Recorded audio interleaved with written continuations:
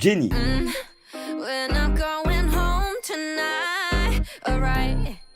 Get off the party. Up and down, round it the spot.